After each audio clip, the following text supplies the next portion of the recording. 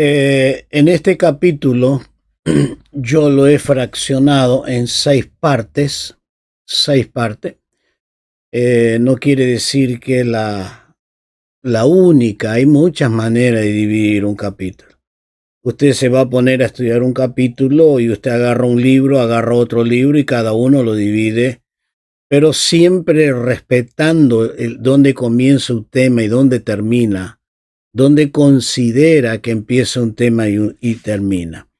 Si usted prestó atención en la lectura de este capítulo 3, usted se va a dar cuenta que en el capítulo 4 él continúa hablando del tema. No es que termina y empieza el capítulo 4, continúa el tema, va a continuar el tema.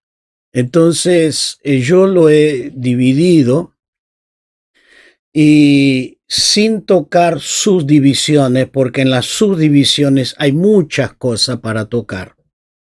Y lo que yo tocaría en las subdivisiones son los verbos. Los verbos. Yo tocaría los verbos, las acciones. Hay muchos verbos aquí y que habría que estudiar verbo por verbo cuáles son las acciones a lo que el apóstol Pablo nos está exhortando. La primera división yo la he titulado Buscad las cosas de arriba. Buscad las cosas. Usted puede poner otro título, mirar las cosas de arriba, poner la mira, poner el corazón en las cosas de arriba. Diferente, pero que dé la misma idea y que abarcaría versículo 1 al versículo 4, 1 al 4, 1 al 4. ¿Y por qué yo agrego al 4? Porque el tema sigue hablando, el 3 y el 4 continúa hablando sobre esa misma verdad. ¿Por qué? ¿Por qué tengo que buscar de arriba? Porque Cristo murió y resucitó, y cuando Cristo se manifieste, resucitaremos en el versículo 4. Entonces el 3 está combinado con el versículo 4. Entonces por eso he colocado hasta el versículo 4. Bien, la segunda división es del versículo 5 al 9, las cosas que deben morir, las cosas que deben morir, aquellas cosas que yo tengo obligatoriamente que matar, tengo que matar. Versículo 5 al versículo 9. Ahora, aquí puede ser que a usted le quede alguna duda, pero ¿por qué hasta el 9 si hay una coma? Hay una coma. Sí, hay una coma hasta el versículo, entre el versículo 9 y el versículo 10, porque él está expresando esas cosas que yo debo abandonar. Y en el versículo 10, ahora de las cosas que debo revestirme, pero simplemente lo separa una coma en un punto, una coma. Entonces, por eso esas cosas que debo morir están hasta el versículo 9, la segunda división. La tercera división estaría del versículo 10 al versículo 15, del 10 al 15, y sería la vida cristiana práctica, la vida cristiana práctica, que son las cosas que debo practicar, que debo practicar. Bien, entonces abarcaría del versículo 10 al versículo 15. Allí hay varias cosas a las que debo yo practicar. La otra división, creo que es la cuarta, sí, la cuarta división es la obediencia a la palabra, versículo 16 y 17. 16 y 17. La obediencia a la palabra. Bien. La otra cosa que yo dividiría, que sería la quinta cosa, la quinta, que sería la relación familiar. La relación familiar. Entonces, por eso habla de las casadas, de los maridos, de los hijos y de los padres. La relación familiar, versículo 19 al versículo 21. 19 al 21, la relación familiar. Y la última división, que abarcaría el versículo 22 al versículo 25, la vida de los siervos, la vida de los siervos. Abarcaría del versículo 22 al versículo 25. Bueno, eso es más o menos mi división. Ustedes pueden mejorar, ir mirándolo. No quiere decir que es la perfecta. No es la perfecta. Más o menos hay que ubicar dentro del contexto, ¿no? Porque usted cuando va a leer un manual, algún comentario, siempre va a encontrar diferencia entre un comentarista y otro. Es según como lo mire. Pero tiene que respetar los temas. Entonces usted lee muchas veces, dónde empieza un tema y dónde termina. Dónde empieza el otro tema y dónde termina.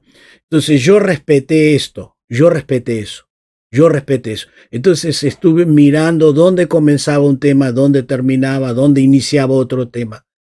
Verdaderamente, lo que Pablo hace es lo que comúnmente hacen todas las cartas, lo que hacen todas las cartas. Él habla la doctrina y la práctica. En Colosenses no pierde la norma. Él habla en Colosenses capítulo 1 y también parte del capítulo 2, la doctrina. Allá en el capítulo 1 él abarca la doctrina de Cristo, agarra el capítulo 2 también la doctrina. Y acá prácticamente en el capítulo 3 comienza a hablar de la práctica, de la verdadera práctica del cristiano. Entonces esto es la práctica, esto es la vida de un salvo, la vida de un redimido. Entonces en el capítulo 3 abarca lo que es la vida de un redimido. Bien. Ok, entonces más o menos estamos. Yo lo que quería mostrarle, lo que ayer no pude mostrarles, vamos a ver si puedo hacerlo. Vamos a ver si puedo hacerlo hoy.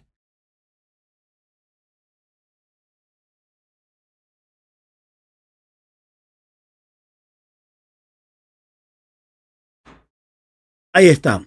Es un poco grande, pero mire, una de las maneras que usted puede estudiar un libro de la Biblia, no analizar detalle por detalle, sino algunas cartas dan para la progresión cristiana, cómo va progresando la vida cristiana. Ustedes recuerdan que ayer yo les hablé la libertad en Cristo, y acá está. Entonces comienza desde el centro hacia afuera. Entonces, ¿cómo comenzamos? Desde lo más interior hasta llegar afuera a la práctica. Entonces yo he colocado 5 cosas prácticas basado en la carta de Pablo a los Gálatas. La libertad en Cristo. Entonces soy libre en Cristo. Crucifico la carne. Gálatas 5:24 o 2:20 también. Crucifico la carne. Después de crucificar la carne, comienzo a caminar en el espíritu. O el término que usa Pablo, andar en el espíritu. Gálatas 5:16. Después de andar en el espíritu, maduro en el espíritu, y esa madurez es llevar el fruto del espíritu. Gálatas 5:25. Y luego de madurar en el espíritu, de caminar en el espíritu, termino en el tope máximo llevando el fruto del espíritu. Gálatas 5:22 y 23. Entonces, cuando yo tengo esta progresión desde la libertad hasta llevar fruto, termino funcionando como un cristiano espiritual. Y por favor anoten, aquí no lo ha tomado, Gálatas capítulo 6. Y ahí usted va a encontrar cuáles son las prácticas de un cristiano que verdaderamente vive en el espíritu. Ahora mire cómo tiene una progresión, ¿no? Cómo va progresivamente. De la libertad, de la crucifixión, de caminar en el Espíritu, madurar en el Espíritu y llevar fruto. Y después esos frutos se ven en acciones.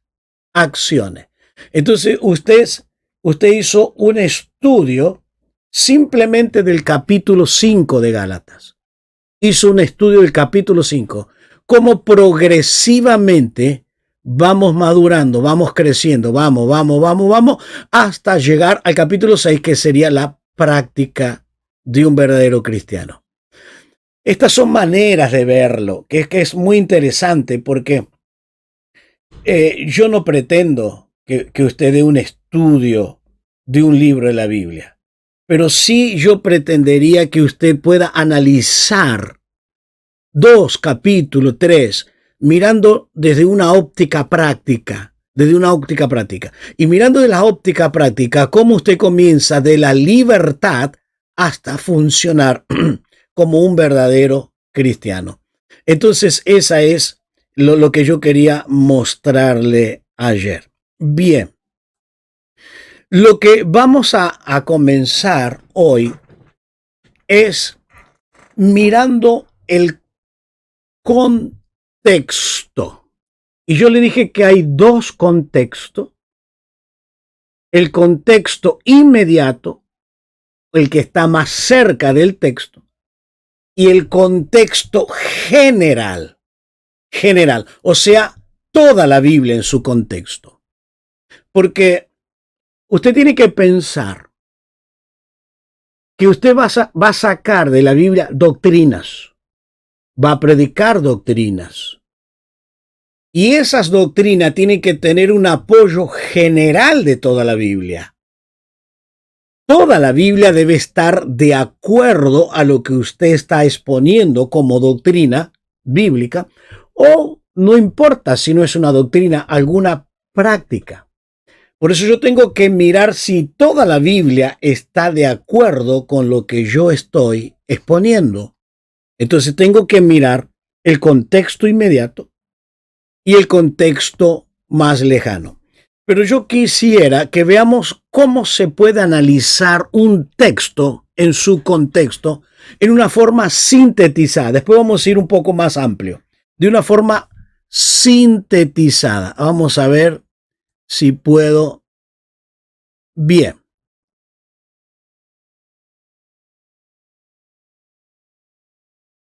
Aquí ustedes tienen. Vamos a ver el contexto bíblico de un texto muy conocido.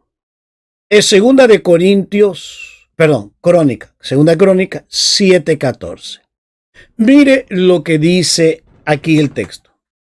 Si se humillare mi pueblo, sobre el cual mi nombre es invocado, y oraren y buscaren mi rostro, y se convirtieren de sus malos caminos, entonces yo oiré desde los cielos, y perdonaré su pecado, y sanaré su tierra. ¿Qué yo encuentro en este texto que yo estoy encontrando aquí? Bien, yo estoy encontrando primero la condición que Dios pone. La condición. ¿Y cuál es? Humillarme. Que si su pueblo se humillare. Ahora, ¿cuál es el requisito? ¿Cuál es el requisito? Y el requisito es oraren, buscaren y se convirtieren. Entonces, ¿qué es lo que Dios está poniendo como requisito? Es orar, buscar y convertirse. Ahora me encuentro ante la tercera cosa, que sería el resultado. Y el resultado es yo oiré, perdonaré y sanaré su tierra. Entonces yo encuentro 3 temas básicos dentro del texto: la condición, el requisito y el resultado. Entonces, la condición es la humillación, es ser humilde. Entonces, los requisitos es orar, buscar y convertirse. ¿Y cuál es el resultado, la consecuencia de haber orado, convertido, buscado a Dios? ¿Cuál es el resultado? El resultado es oír, perdonar y sanar su tierra. Bien, entonces ese texto que tantas veces lo usamos, que tantas veces lo aplicamos y lo leemos, bueno, tiene esa riqueza. Ahora, el contexto, o sea, tenemos que mirar, y esto yo se lo voy a remarcar de aquí a unos minutos. ¿Quién dijo esto? ¿Quién fue que dijo estas palabras?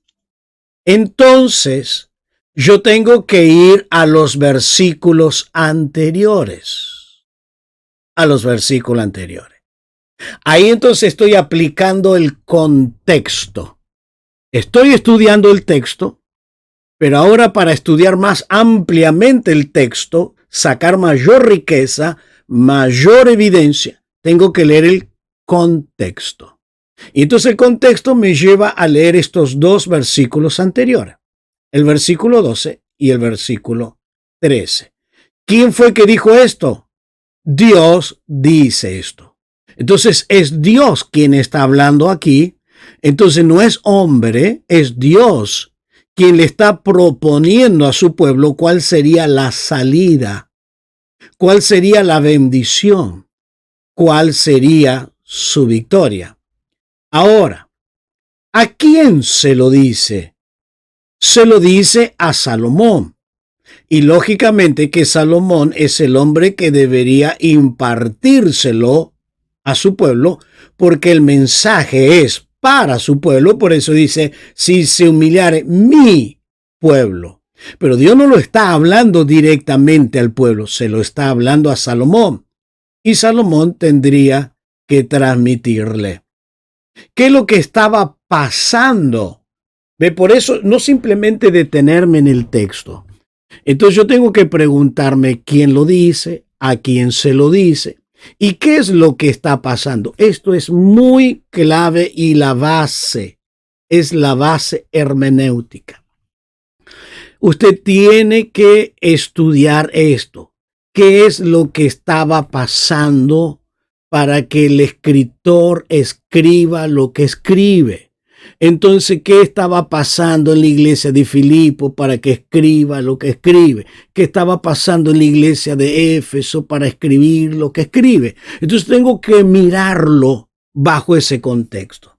Entonces, ¿qué estaba pasando cuando Dios le dice esto? Estaba dedicando el templo a Dios. Salomón estaba dedicando el templo a Dios. No había terminado todavía el día, era una dedicación. Y Dios le aparece a la noche y le dice esto. ¿Y qué es lo que Dios le dice? Y apareció Jehová a Salomón de noche. En ese día Dios había aprobado la construcción de Salomón y le dijo, Salomón había hecho la oración más larga que tenemos en la Biblia. La oración de Salomón. Y le dijo, ¿qué es lo que le dice? Yo he oído tu oración y he elegido para mí este lugar como casa de sacrificio. Entonces Dios le dice, yo oí y elegí esta casa. Entonces, ¿quién es el que está hablando? Es Dios. ¿A quién le habla? A Salomón. ¿Qué estaba aconteciendo? La inauguración del templo. ¿Se da cuenta? Estamos respondiendo a estas preguntas. ¿Quién habla? Dios. ¿Quién recibe el mensaje? Salomón. ¿Qué estaba aconteciendo? Se estaba inaugurando el templo. Y Dios le dice, si yo cerrare los cielos para que no haya lluvia, y si mandare a la langosta que consuma la tierra, o si enviare pestilencia, y acá se lo aclara, a mí pueblo. En el versículo 12 encontramos el aspecto positivo oyó y eligió esa casa como casa de sacrificio. Entonces, cuando Salomón inauguró, ¿qué dice? Yo oí tu oración y elegí esta casa, la parte positiva. Ahora, en el versículo 13 está la advertencia negativa. Si Dios cerrare los cielos y mandare langosta, si Dios cerrare, ¿a quién Dios le da la advertencia? ¿A quién Dios le está haciendo esa advertencia? A su pueblo, a su pueblo. Bien, la aplicación, acuérdese que después de hacer una minuciosa observación, usted después de observar, usted tiene que interpretar. Y después de interpretar, tiene que aplicar. Esto tiene que hacer siempre, siempre en todos los textos. Observar, interpretar y después aplicar. No observe y aplique, no. Observe, interprete lo que el autor está queriendo decir, o lo que Dios está queriendo decir, lo que Jesús dice, etc. Observe, interprete y después aplique. Bien.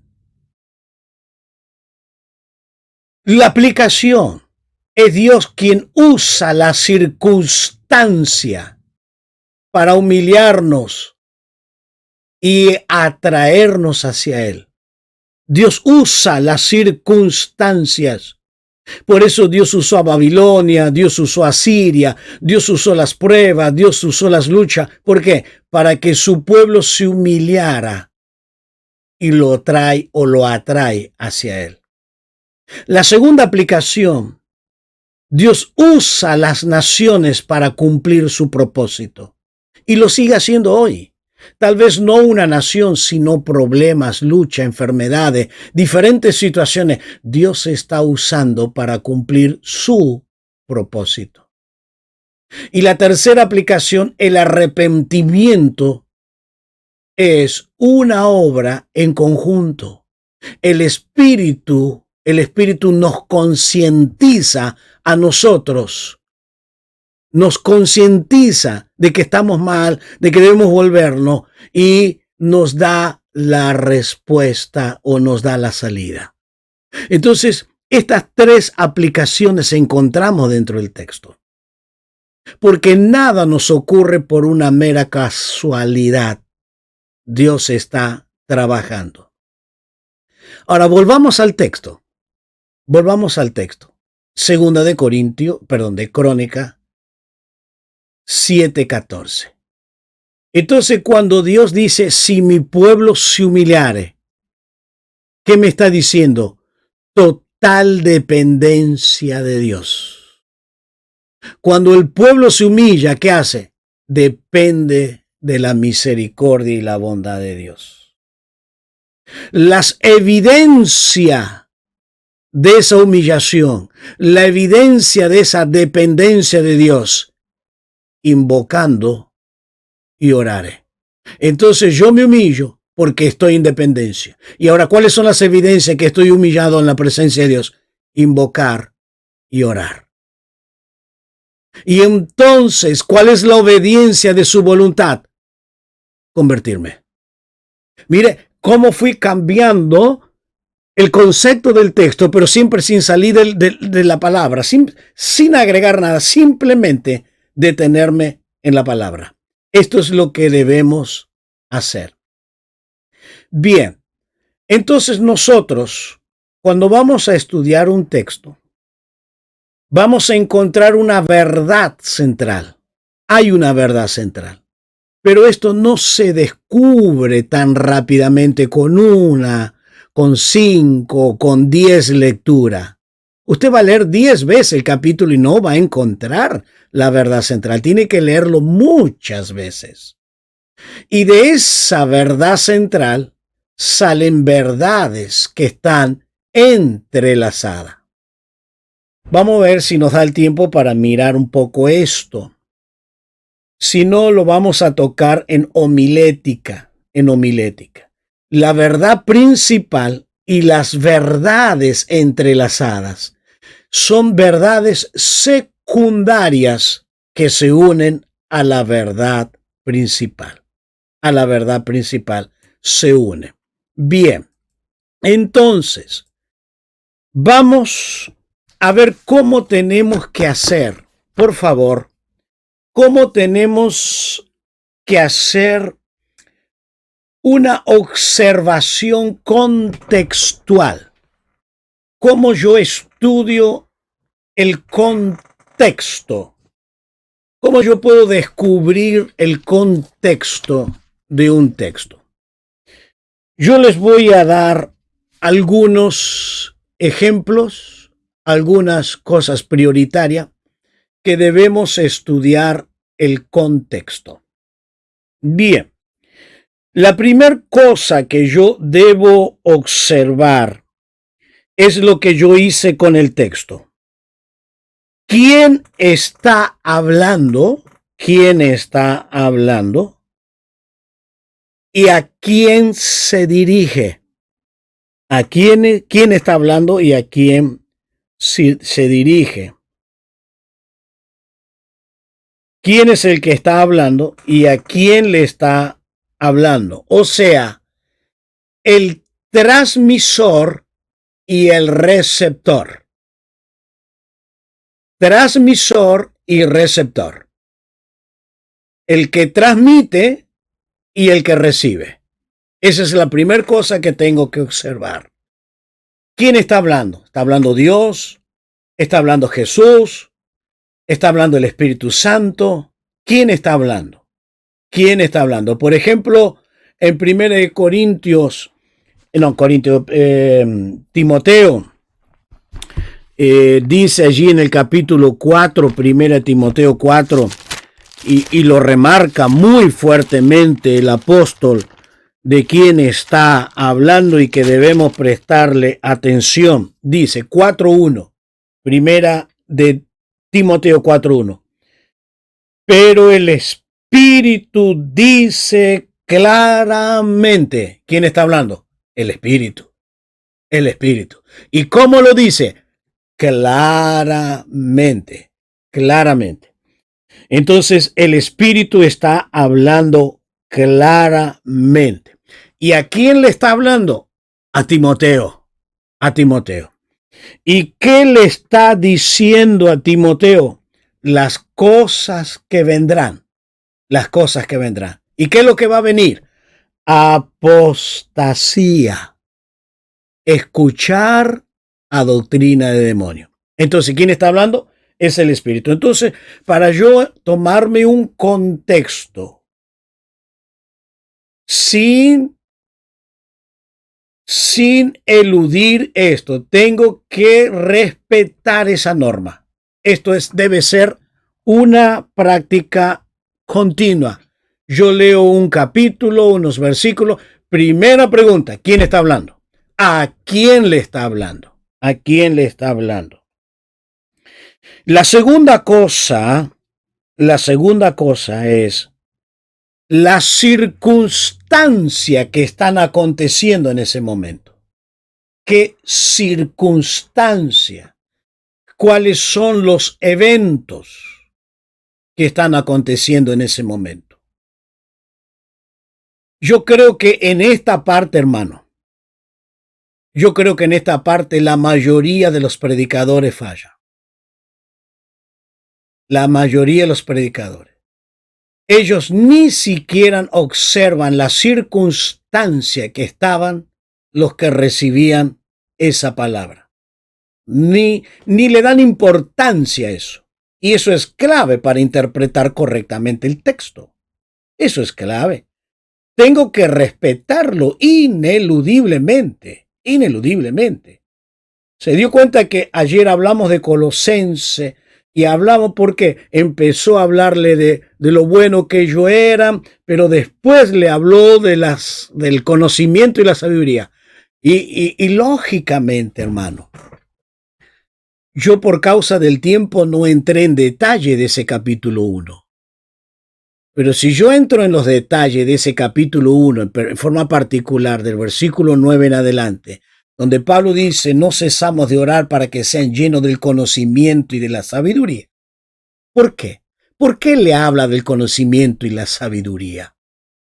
Porque ellos tenían problemas con los gnósticos. Y los gnósticos hablaban del conocimiento y la sabiduría, y que algunos lo tenían y no todos. Entonces Pablo le dice, muchachos, ustedes están equivocados. El conocimiento y la sabiduría es para ustedes. ¿Quién? A toda la iglesia de Colosa. No necesitan ser una élite especial. El conocimiento y la sabiduría es para ustedes. Entonces los gnósticos creían que solamente eran salvos los que tenían un alto nivel de conocimiento. Los ignorantes, no era para ellos la salvación. Son los que tenían un alto conocimiento. Entonces Pablo lo tira por tierra esto. Por eso ustedes deben mirar este contexto. Si yo me pusiera a explicarle los versículos que Pablo le contesta a los gnósticos, es impresionante. No solo Pablo, sino Juan también. Por ejemplo, otro ejemplo, para que ustedes vean un versículo muy conocido que lo solemos usar. Porque la palabra de la cruz es locura al que se pierde, pero a nosotros es poder de Dios. Eso es una respuesta a los gnósticos. Dice, ¿cómo? ¿Cómo que Cristo murió, el Salvador murió? Era una locura para los gnósticos, para esa herejía que se estaba metiendo en la iglesia. ¿Y qué termina diciendo? Para algunos, para usted es locura, pero para nosotros los salvos es poder de Dios. Entonces le está diciendo a los gnósticos, ustedes están equivocados. Ahí está el poder, porque para ellos el poder de Dios era superarse, ser mejor, ser un gran conocedor. Y una persona que moría en la cruz no era una persona que tenía poder. Entonces él le responde a los gnósticos. Entonces voy viendo todos esos textos, cómo le va respondiendo a ellos. Entonces, la segunda cosa que yo debo tener en cuenta es ¿qué está pasando? ¿Qué está pasando? ¿Por qué no busca, por favor, en su Biblia, en Lucas capítulo 16, versículo 16? Lucas 16, 16.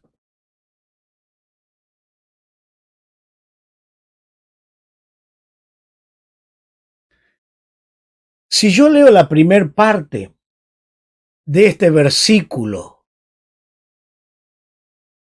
me quedo como confundido. Pero si yo leo solamente todo el texto, se me aclara un poco el panorama. Mire lo que dice Lucas 16, 16.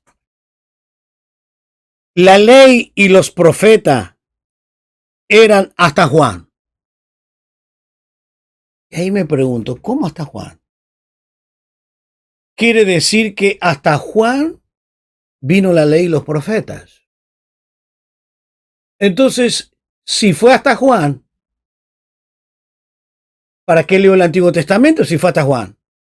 ¿Para qué leo la ley? ¿Para qué leo los profetas? Pero no está diciendo eso. No está diciendo, y sigue diciendo, la ley y los profetas era hasta Juan. Desde entonces, desde Juan, el reino de Dios es anunciado y todos se esfuerzan para entrar en él. Ahí se me está aclarando un poco. Porque después se comenzó a aplicar el reino. ¿Por qué hasta Juan? Porque los profetas profetizaron la ley y los profetas, profetizaron la venida del Señor. Entonces ese mensaje fue hasta Juan. ¿Por qué? Porque ya vino el Mesías. Entonces ya no necesitamos esperar más a nadie, ya vino. Por eso Jesús, cuando habló de los dos caminos de Emaús, le dice, les abrió las escrituras de Moisés y los profetas que hablaban de él. Entonces hasta ahí llegó el cumplimiento. Esto es lo que está diciendo. Hasta Juan. ¿Hasta Juan qué fue? La ley y los profetas. ¿De qué? De quien hablaba del Mesías y del reino. Del reino. Entonces, por eso tenemos que tener mucho cuidado, porque hay predicadores que no estudian la historia ni el contexto y dicen, no, ¿qué vamos a guardar el Antiguo Testamento? Ya no es más nada para el Antiguo Testamento, no es para nuestros días. Oh, la ley del Antiguo Testamento sigue vigente, porque la Biblia me dice que en el Antiguo Testamento que yo debo amar a Dios con toda mi fuerza, con toda mi alma, con todo. Esto es del Antiguo Testamento, pero luego sigue en nuestro día amar a Dios. ¿Entiende? Entonces, tengo que ver, no quiero entrar en los detalles de esto, pero hay que ver las diferentes leyes sociales, las leyes políticas, las leyes espirituales y las leyes religiosas. Entonces Dios le fue dando diferentes leyes, las religiosas, las espirituales. Entonces, ¿qué es lo que continúa? ¿Qué es lo que continúa hoy? Las leyes religiosas no continúan, porque yo no puedo sacrificar un animal. Ya Cristo vino. Yo no puedo estar en una tienda donde Dios está ahí solo en la tienda. No, Dios está en mi corazón. Eso era una ley religiosa. Entonces tengo que entender en su contexto. Entonces, para un tiempo determinado fue esa ley. Bien. No quiero extenderme porque ahí se van a confundir, pero eso uno tiene que ir estudiando las diferentes leyes. Las leyes religiosas, leyes políticas, las leyes espirituales, las leyes sociales. Tenemos que dividir. Y entonces hay leyes que siguen vigentes y hay leyes que no siguen vigentes. Y las leyes de la ley para la práctica del sacrificio, ya no más. Ya no más. Bien. ¿Qué más tengo que ver para continuar estudiando el contexto? Tengo que ver qué lenguaje está usando. ¿Qué lenguaje está usando? Esto es muy importante también. ¿Por qué?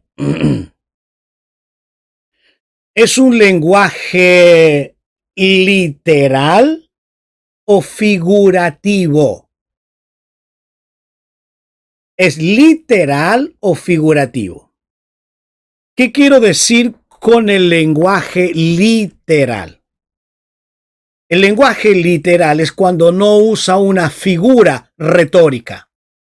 Una figura retórica. Y dentro de la hermenéutica entrarían las figuras retóricas.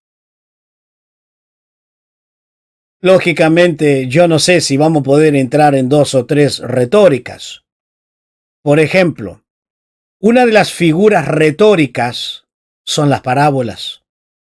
Es una figura retórica. Los similes, las hipérboles.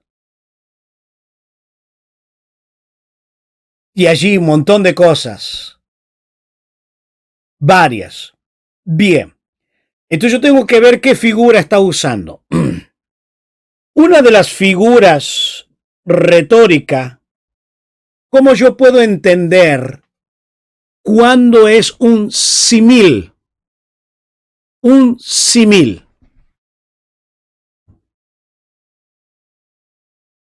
Es muy fácil, no se rompan la cabeza, es sencillamente facilísimo. Usted va a encontrar antes de ese símil la palabra como. Por ejemplo, dice Satanás anda como león rugiente. Él no es el león, es como león. Es como, ese es un símil. Cuando viene ese término como, es un símil. Es un símil. Entonces ahí están las figuras retóricas. ¿Cómo? Y usted va a encontrar varias veces. Por ejemplo, cuando los discípulos estaban orando, dice, y se le apareció como lenguas de fuego. ¿Cómo? ¿Cómo lengua? Eso es un símil. Ahí está el símil. Entonces yo tengo que ver qué estoy estudiando. Estoy estudiando un texto literal o figurativo. Eso debo prestar atención. Entonces, si es figurativo, es un símil, es una hipérbole, es una parábola, ¿qué tipo de símil es? Perdón, ¿qué tipo de figura? De figura está hablando. ¿De qué tipo de figura es? Entonces tengo que prestar atención. Porque tanto en el Antiguo Testamento como en el Nuevo Testamento hay muchas figuras. Hay muchísima, muchísima. Entonces eso debe ser respetado y debe ser tomado bajo la lectura de lo que estoy leyendo para hacer una interpretación del contexto, del contexto. Y el Señor Jesús usó muchas figuras, muchísimas, muchísimas figuras. Entonces Jesús le dijo, ve y dile a aquella zorra. No es que era una zorra, le llamo una zorra. Y entonces ahí es el término que él usa como una figura, como una figura. Entonces estas son las figuras retóricas, esas figuras, que tal vez si podemos vamos a ir mirando algunas al final de la materia.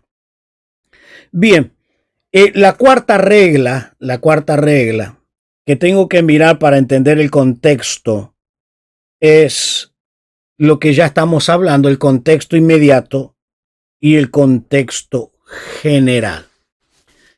Y yo quiero darles un ejemplo. ¿A qué se refiere el contexto general? En cierto sentido yo se lo expliqué, pero quiero explicárselo más detalladamente. Quiero explicárselo más detalladamente. ¿Qué es el contexto general de la Biblia? ¿Qué es el contexto? Por ejemplo, si yo leo en la Biblia, allí cuando Jesús habla de la oración, vamos a mirar 14, Juan 14, mire. Vaya a su Biblia, Juan 14. Versículo 13 y 14.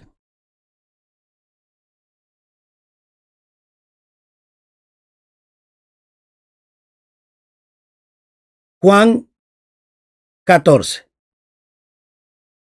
Versículo 13 dice, y todo lo que pidieres al Padre en mi nombre, lo haré, para que el Padre sea glorificado en el Hijo. Si algo pidiere en mi nombre, yo lo haré. Ahora, si yo me quedo solamente con este texto, con esta promesa, sin mirar el contexto general de la Biblia, entonces acá yo puedo orar y decir, Señor, tú me prometiste que todo lo que yo pida me vas a dar, si tú lo prometes. Tú lo prometes. Acá tú me dices, todo lo que pidieres al Padre en mi nombre, yo lo voy a hacer. Si algo pidiere en mi nombre, lo haré. Esto es mío y tomo esa promesa y quiero que me des un auto nuevo y un campo de 100 hectáreas y tu palabra me lo dice. No, no. Yo tengo que respetar el contexto general de la Biblia. Entonces yo le pido, por favor, que vamos a mirar con 2 o 3 versículos el contexto general. Entonces vamos a mirar el contexto general con Primera de Pedro, capítulo 3, versículo 7. Vamos a mirar Primera de Pedro 3, 7.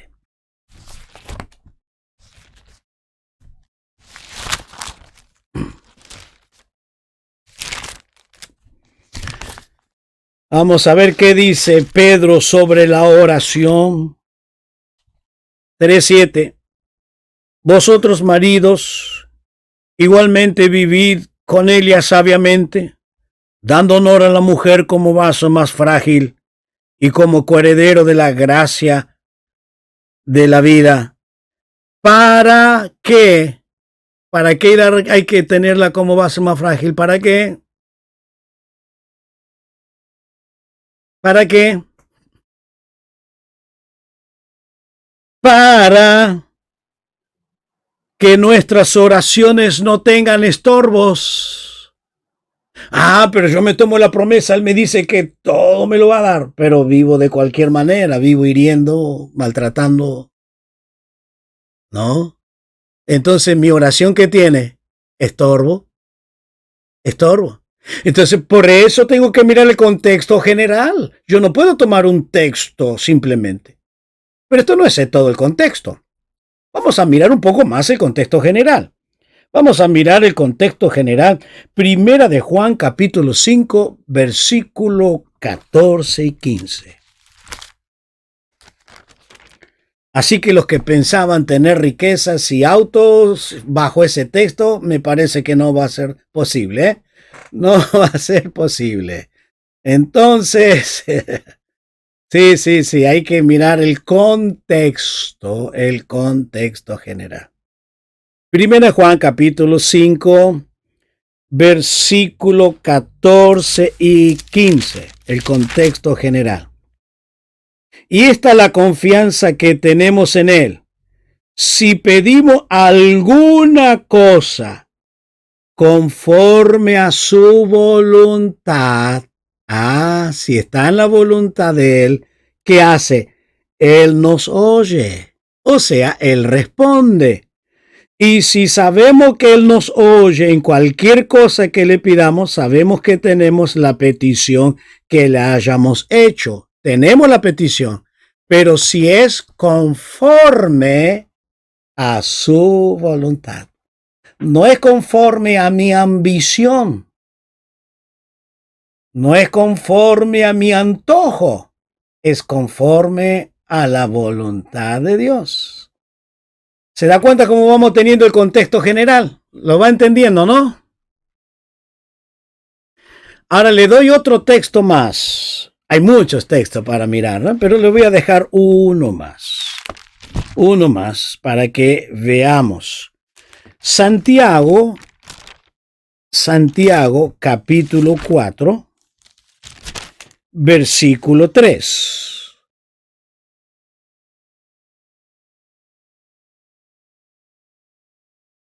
A ver, Santiago, creo que estoy equivocado con el texto. No, no es el versículo 3. Es en el capítulo, creo que es el...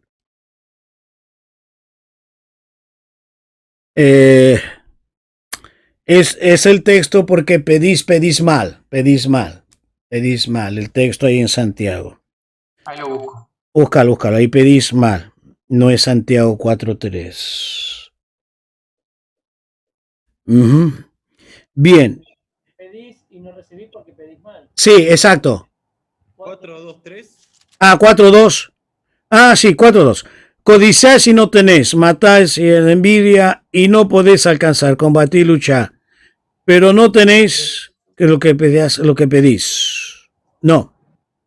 Sí, bueno, estaría ahí. Sí, 4:3 es correcto. Pedís y no recibís porque pedís mal. Pedí mal. Para gastar en vuestros deleites. Sí, 4:2 y 3, sí, era 4:2. Ahí está el contexto. Entonces, ¿qué estamos pidiendo? Mal. ¿Qué tengo que pedir? Conforme a la voluntad de Dios. Conforme a la voluntad de Dios. Entonces, cuando estamos mirando el contexto, repaso un poquitito de nuevo para que tengamos la idea principal. ¿Quién escribe y quién recibe? ¿Quién es el vocero? ¿Quién es el que está hablando? Y el receptor. El emisor y el receptor. ¿En qué circunstancia está hablando? ¿Qué es lo que está pasando en esa circunstancia? ¿Qué está diciendo en medio de esa lucha? ¿Qué lenguaje tiene? ¿Es un lenguaje literario o figurativo? Y hemos mirado algunas figuras. Es un lenguaje figurativo, hemos mirado una hipérbole, parábolas. ¿Cómo está hablando? ¿De qué lenguaje está usando? Cuarto, el contexto inmediato y el contexto general. Y aquí yo le di el ejemplo de lo que es el contexto general. Entonces yo tengo que mirar en el contexto general si está conforme a las escrituras,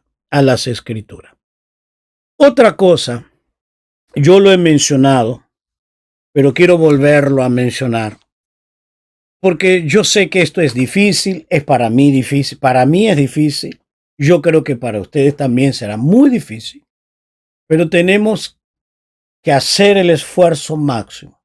Cuando vamos a un texto, despojarnos de todo nuestro conocimiento, no ir con preinterpretación, no debo ir con preconceptos. Yo tengo que ir al texto como que si fuera la primera vez. Yo voy a sacar las verdades que quiere hablarme Dios hoy. Yo me saco todos esos preconceptos. Y eso es difícil y mucho más difícil para una persona que tiene muchos años predicando el evangelio y enseñando. Ya tiene sus conceptos y parece que se va con sus preconceptos. Por eso tenemos que salir de nuestros preconceptos. Ir como que por primera vez vamos a aprender algo que Dios nos está hablando. Practique eso. Yo le aseguro que va a ser muy difícil, pero no imposible. Pero déjese hablar por Dios. Deje que Dios hable. Deje que Dios trate con usted. Porque el texto tiene que tratar con usted y después con su predicación. Primero con su vida, luego después transmitirla a otro. Bien. Quiero darles un ejemplo de un contexto inmediato. Yo le di el contexto general de la Biblia en la oración. Ahora yo voy a darle el ejemplo del contexto inmediato. Entonces, para poder entender mejor, yo tengo que leer varios versículos antes y varios versículos después. Y dentro de ese texto, de esos versículos antes y versículo después, llegamos al Evangelio de Juan en el capítulo 5.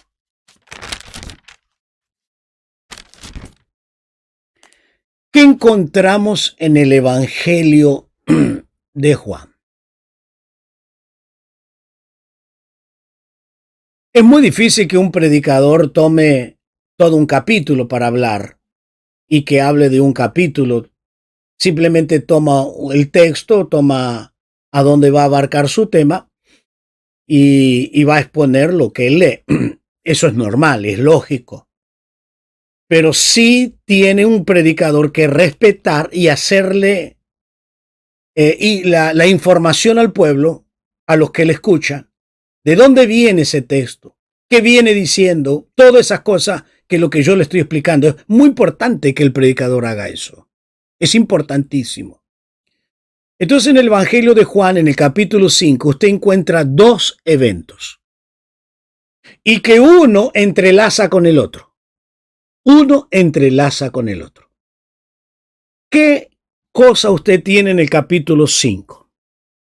Jesús hace un milagro a aquel que está imposibilitado de caminar en el estanque de Betesda. Entonces Jesús realiza un milagro a este hombre imposibilitado. Y dicho de paso, las veces que usted encuentre en la Biblia Bet significa casa. Por ejemplo, Betsaida, Betesda, Belén. Eso quiere decir casa. Betesda, quiere decir casa de misericordia. Betesda significa casa de misericordia. Bien. Entonces Jesús hace el milagro. Y mire lo que dice el versículo 15. 5:15. El hombre se fue y dio aviso a los judíos que Jesús era el que le había sanado. Este es clave este versículo. Es clave porque va a abarcar todo el capítulo después. Todo el capítulo 5. ¿Qué hace este hombre? Le avisa a los judíos. Y por esta causa, mire, qué cosa increíble. Por esta causa, los judíos perseguían a Jesús y procuraban matarle porque había estado en el día de reposo. Porque lo sanó en el día de reposo.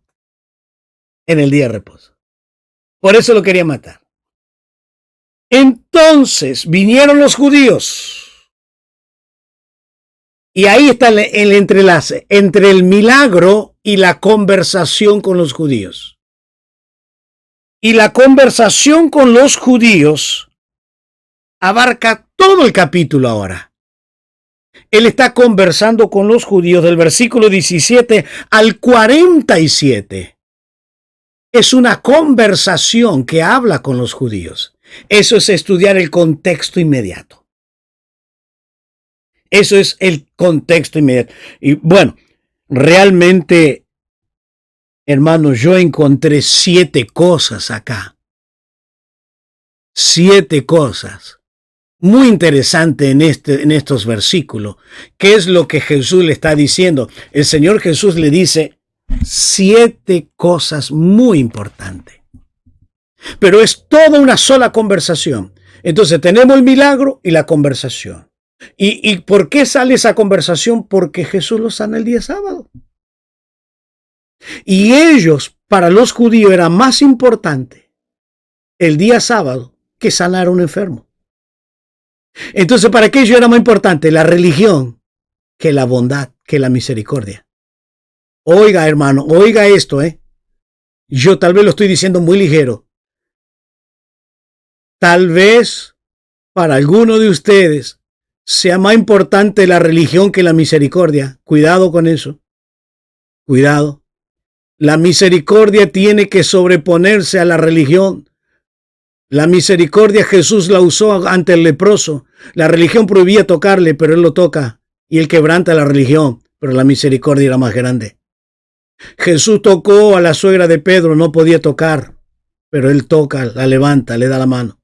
La misericordia triunfa sobre la religión. Cuidado cuando tu religión sobrepasa la misericordia o se tiene que someter. Es muy peligroso. Pero hermanos, lamentablemente se nos va el tiempo, pero les digo, ¿qué es lo que conversó Jesús? Algunos comentaristas dicen que conversó con los fariseos, ellos que estrictamente guardaban el sábado, estrictamente.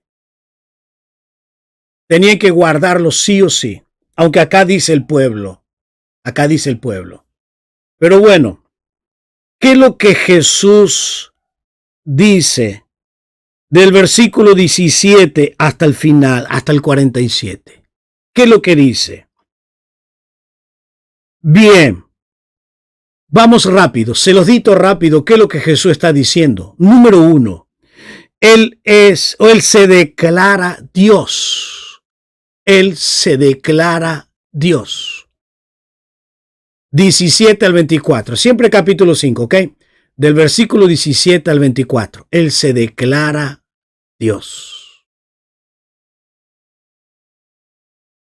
Segundo, Él da su vida. Él da su vida. 25 al 29. 25 al 29. Tercero, otros dan testimonio de Él. ¿Quién Él es? Otros dan testimonio de Él. 30 al 32. Versículo 30 al 32. Y ahora comienza a relatar quiénes son los que dan testimonio de Él. Ahora relata. Cuarto, el testimonio de Juan. 33 al 35.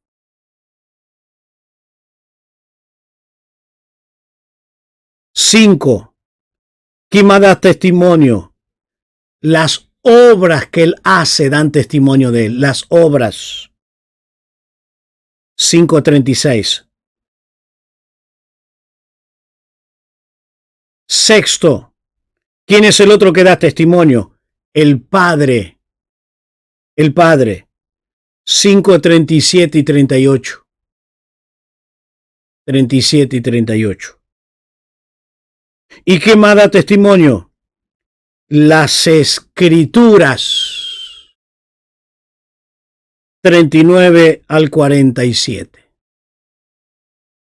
Ahora, vamos al fondo histórico. Vamos al contexto histórico. Vamos a tratar de mirar unos minutitos nada más. Vamos a mirar el fondo. ¿Por qué él usa esto? ¿Por qué él usa que las Escrituras dan testimonio? ¿Por qué da testimonio las Escrituras? Mire lo que dice el versículo 39, donde él comienza hasta el final. Escudriñad las Escrituras, porque a vosotros parece que en ellas tenéis vida eterna, y ellas son las que dan testimonio de mí. ¿Entiende lo que le está diciendo? Ustedes son estudiosos de las Escrituras. Ustedes estudian las Escrituras y dicen que en ellas tienen vida, y es verdad que hay vida eterna. Es verdad. Ustedes están correctos, pero se están desenfocados. ¿Por qué? Porque las Escrituras hablan de mí. Ahí está el problema de ellos. Ellos no miraban a Cristo. En ellas tenéis vida eterna. Claro, ellas hablan de mí. Ellas son las que hablan de mí. ¿Y cómo cierran el versículo 46 y 47? ¿Cómo cierra esta conversación? Estudien esta conversación, es muy interesante. Muy, pero muy interesante. Mira lo que dice el versículo 46. Porque si creyeres a Moisés, ¿me creerías a mí? Porque de mí escribió él. Pero si no creéis a sus escritos, ¿cómo creeréis mis palabras? Así cierra. Claro, diciéndole, ¿para qué estudian tanto? Si está hablando de mí. De mí hablan las Escrituras. De mí habla. Entonces, esto es estudiar ¿qué? El contexto del texto. Entonces yo le voy a dejar esa tareita, esa pequeña tarea para la semana próxima, que estudien este texto, respetando estas divisiones. A ver qué cosas sacan ustedes, qué cosa importante sacan en estos versículos. En forma particular del versículo 17 al 47. ¿Qué cosas interesantes les llama la atención? Y lógicamente, respeten el texto. ¿Y qué quiero decir con que respeten el texto? Está como tema principal Cristo. No se olviden esto. Cuando estoy en el texto, el tema principal es Cristo. Entonces vamos a mirar qué está diciendo de Cristo este texto. ¿Qué me dice de Cristo? Entonces ya les doy una ayuda. ¿Qué me está diciendo de Cristo este texto? O sea, divídanlo como yo se los he dividido y vayan mirando a Cristo en todas estas partes. Muy bien, dejamos por aquí.